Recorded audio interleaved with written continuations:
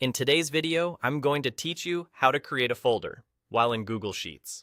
If you've ever looked for a new folder button in Google Sheets and come up empty, you're not imagining things.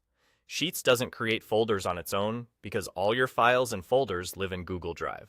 The good news is there's a quick built-in way to make a brand new folder without leaving your spreadsheet. Start by looking at the very top left of your sheet, right next to your file name. You'll see a small icon that looks like a folder with a little arrow on it. That's the Move menu. Give it a click. Think of this as your shortcut to organizing your file right from where you're working, so you don't have to switch tabs or break your focus. A window will pop up showing where your file is currently stored, along with a view of your Drive folders. This is your navigation panel. Use it to choose where you want your new folder to live.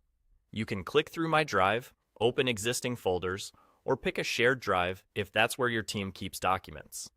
The goal is simply to land on the parent location where your new folder should go.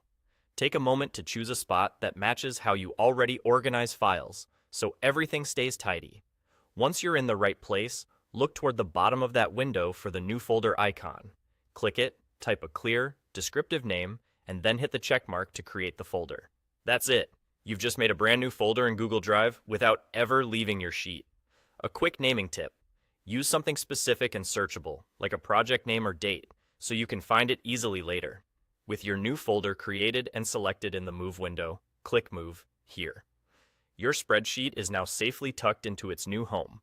If you change your mind, you can always open the Move menu again and put the file somewhere else. No harm done.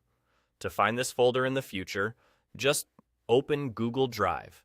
Your new folder will be exactly where you created it, and your spreadsheet will be inside. This same Move menu works across other Google files like Docs and Slides. So once you've got it down here, you can organize everything the same way. That's all there is to it. Open the Move menu, create your folder, and move your file. Simple, fast, and no tab switching required.